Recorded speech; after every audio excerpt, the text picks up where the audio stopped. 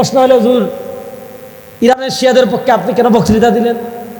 শুনেন, আল্লাহ তাআলা যদি এক ইসলামের দুশ্মন দিয়ে বড় দুশ্মনকে শাস্তা করে দেন, আমাদের কোনো লস আছে?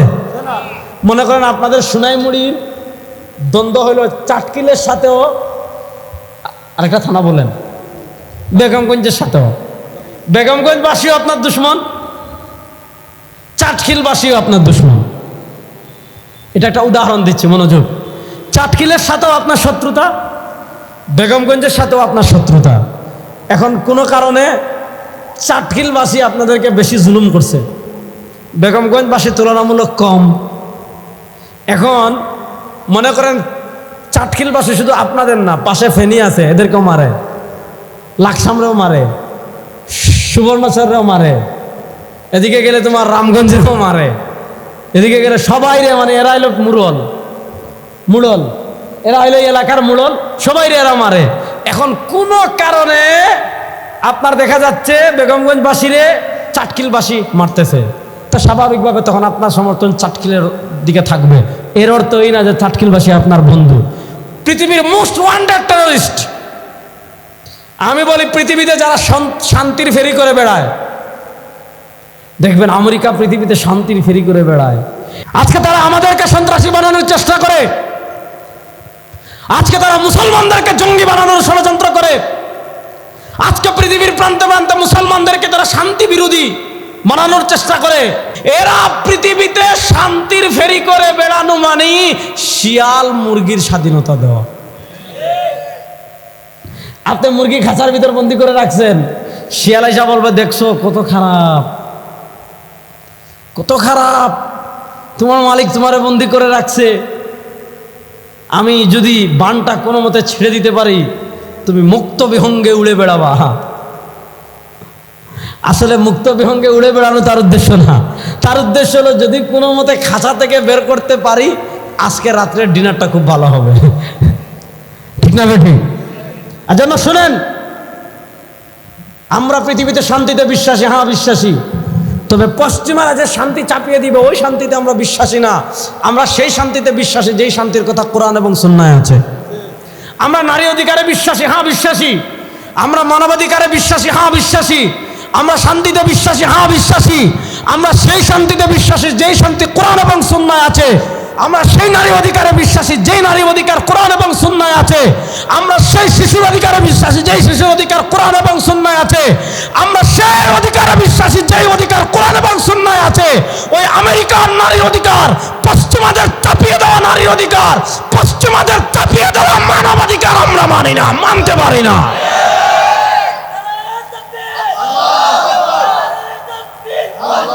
ওই মানবাধিকারের সাথে আমাদের কোনো সম্পর্ক। পশ্চিমারা চায় নারীর অধিকার, চায় না? চায়। দেখবেন এখন আমরা বক্তব্য দিলেই বলবে হুজুর নারী অধিকার বিরোধী। তারা নারী অধিকার অনেক কি চায়, নারী যা মন চায় তা করবে। নারী যদি হাফ প্যান্ট পরে ঘুরতে চায় আমকি বাজারে, পশ্চিমারা বলে দিতে হবে, এটা তার অধিকার। নারী যদি ন্যাংটা হয়ে আমকি বাজারে ঘুরতে চায়, সোনাইমুড়িতে ঘুরতে চায়, চাটখিলে ঘুরতে চায়, আমিষাপাড়া ঘুরতে চায়, পশ্চিমারা মনে করে নারী অধিকার। নারী যদি এক হাতে মদ আর এক হাতে সিগারেট খেয়ে হাঁটতে চায়, পশ্চিমারা বলে সুযোগ দিতে হবে, এটা অধিকার। আপনি কোথায় আছেন? কানাডা থেকে আমাদেরকে ফোন করে, আমেরিকা থেকে আমাদেরকে ফোন করে, আরে ভাই আমার এক বন্ধু চলে আসছে তার ফ্যামিলি নিয়ে, তার সব কানাডার সিটিজেন, তার মেয়েদেরকে পড়ানোর জন্য চলে আসছে। কয় ভাই সব জায়গায় LGBTQ, মানে কেউ যদি সমকামী হতে চায়, কেউ যদি ট্রান্সজেন্ডার হতে চায়। ট্রান্সজেন্ডার মানে এতদিন ছিল পুরুষ, হঠাৎ মনে হচ্ছে আমি তো পুরুষ না, আমি বেটি, এখন থেকে সে বেটি। আচ্ছা, আল্লাহ যারা পুরুষ বানাইছেন, সারা দুনিয়ার ডাক্তার মিলে এরা মহিলা বানাতে পারবে? আর আল্লাহ যারা মহিলা বানাইছেন, সারা দুনিয়ার ডাক্তার মিলে এরা পুরুষ বানাতে পারবে? এখন কেউ যদি পুরুষ মহিলা হতে চায়, মহিলা পুরুষ হতে চায়, তাহলে এটা বলে তারা অধিকার দিতে হবে। লিভ টুগেদার, লিভ টুগেদার মানে বুঝছেন? লিভ টুগেদার হলো বিয়ের আগে স্বামী স্ত্রীর মতো কোনো ছেলে মেয়ে এক ছাদের নিচে থাকতে চাচ্ছে, আমাদের সোনাইমুড়িতে কেউ এরকম থাকতে চাইলে আপনারা অনুমতি দিবেন? যদি ধরা খায় পিড়াইয়া থানায় দেনা মানুষ দে। আইন অবশ্য নিজের হাতে না তুলে নেওয়া ভালো, কিন্তু পশ্চিমারা বলে এগুলা অধিকার। নারী অধিকার একটা শিরোনাম। আপনি প্রশ্ন হলো নারী অধিকারের ব্যাখ্যা কোন চশমা দিয়ে করবেন এটা আগে বলেন। বাংলাদেশে যে আপনারা নারী অধিকারের কথা বলেন, বাংলাদেশের সংসদে দাঁড়িয়ে যে আপনারা নারী অধিকারের কথা বলেন, শাহবাগে যে আপনারা নারী অধিকারের কথা বলেন, নারী অধিকারের নামে টাকা বিল পাস করেন, আমাদের সাথে আপনাদের দ্বন্দ্বের জায়গা কোথায়? আমরাও নারী অধিকার চাই, আপনারাও চান, তাহলে দ্বন্দ্ব কোথায়?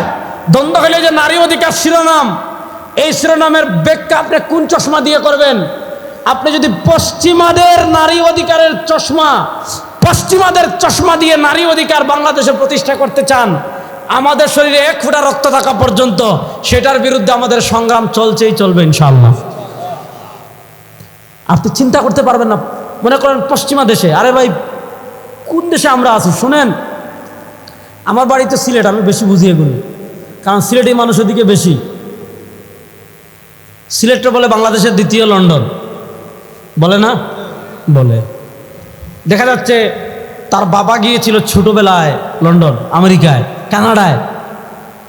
সে খুব দিনদার, সে খুব দিনদার, কিন্তু মেয়ে জন্ম নিয়েছে ওখানে, ছেলে মনোযোগ, মেয়ে জন্ম নিয়েছে ওখানে, ছেলে জন্ম নিয়েছে ওখানে, সে পড়েছে ওখানের আপনার হলো ইংলিশ মিডিয়ামে, অথবা ওখানের শিক্ষা সারিকুলামে বকে গেছে। এখন কি? সে তার বয়ফ্রেন্ড নিয়ে আড্ডা দিচ্ছে, বাসায় এসে একসাথে ঘুমাচ্ছে, মদ খাচ্ছে, ঘুরতে যাচ্ছে। বাবা বলে মা এগুলা পারে না, এটা নিষেধ। এইটা বলার পর মেয়ে যদি গিয়ে থানায় অভিযোগ দেয় যে আমার বাবা আমার বয়ফ্রেন্ডের সাথে ঘুরতে নিষেধ দিয়েছেন, উচিত কি? মেয়ের এইটা বলা হয় তোর মা যেটা কয়টা মান। আচ্ছা বলেন, কখনো প্রশাসন সন্তানের কাছে মায়ের চেয়ে বেশি প্রিয় হয়ে যাবে? প্রশাসন কি করবে? আচ্ছা বাপরে ধরে নিয়ে যাবে, মারে ধরে নিয়ে যাবে, যে আপনি তার ব্যক্তি স্বাধীনতা ক্ষুণ্ণ করেছেন, আপনি তার অধিকার ক্ষুণ্ণ করেছেন। ভাই শুনেন, আপনি আমার জঙ্গি বলেন, কোনো সমস্যা নাই, আপনি আমাকে উগ্রবাদী যা মন চায় তা বলেন, কিন্তু পশ্চিমাদের এজেন্ডা নারী অধিকার, পশ্চিমাদের এজেন্ডা এলজিবিটিকিউ, পশ্চিমাদের এজেন্ডা বাংলাদেশে বাস্তবায়ন করবেন। এই 16 কোটি মুসলমান বাংলাদেশে আছে, এই 16 কোটি মুসলমান নিয়ে বাংলাদেশে আরেকটা যুদ্ধ হবে ইনশাআল্লাহ। প্রস্তুত আছেন তো সবাই ইনশাআল্লাহ? তামসা করেন। আচ্ছা, কুরআনুল কারীম নাজিল করেছেন কে? বড় সন্দেহ আছে মনে হয়, জুড়ে বলেন না। কুরআনুল কারীম নাজিল করেছেন কে? কোরআন কার কালাম? এই দুইজন আলাদা, সামনে গাও। তোমার নাম কি? মাসমুদ। আরে ভাই পিছনে তাকায়, তোমার নাম কি?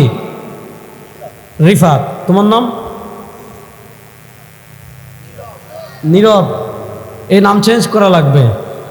এই নীরব, সুমন, লিটন, এগুলো বাংলা নাম, নাম রাখবেন আরবি, কারণ আল্লাহ তাআলা কিয়ামতের দিন বাংলা নামে ডাকবেন না, কিয়ামতের দিন আল্লাহ ডাকবেন আব্দুল্লাহ কোথায়? দাঁড়াও। দাঁড়াবে না, এখানে কেউ আব্দুল্লাহ আছেন? নাই। দাঁড়াবে আব্দুল্লাহ ইবনে মাসউদ, আব্দুল্লাহ ইবনে আব্বাস, তার সাথে উনিও দাঁড়াবে।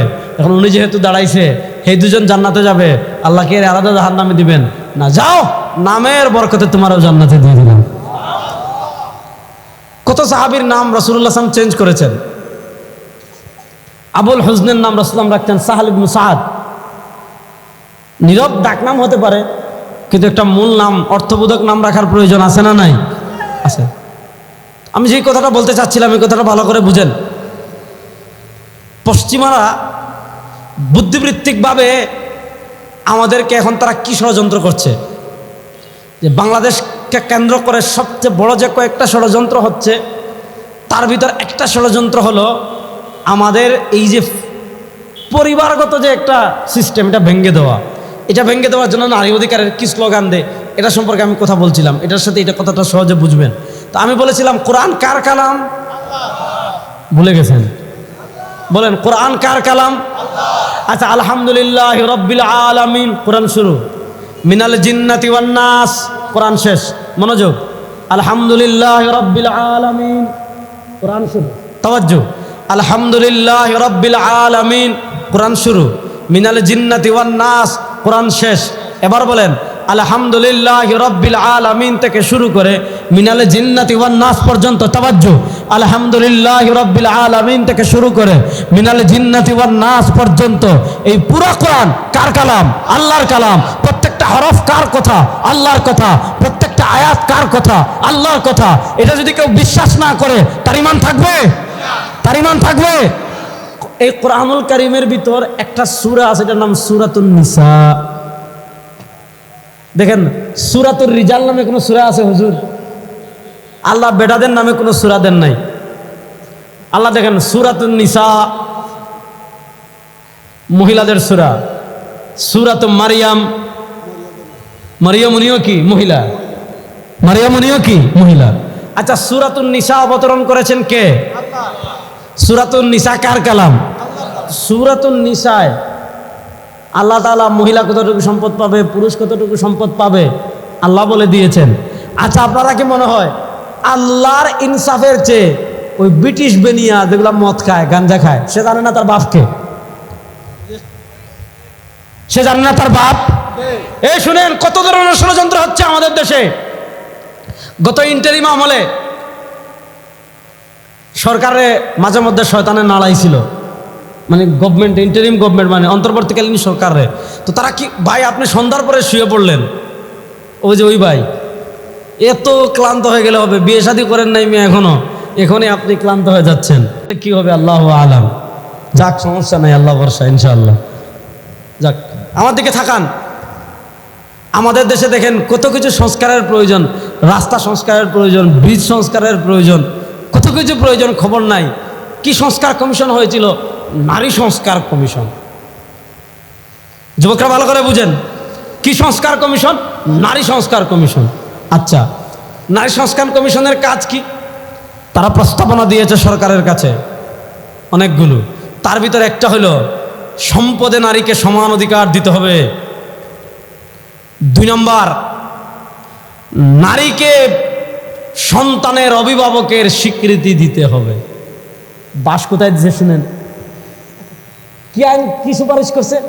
যে সংস্কার করে আমাদের দেশে সন্তানের অভিভাবককে বাপ, সন্তানের অভিভাবককে ভাই।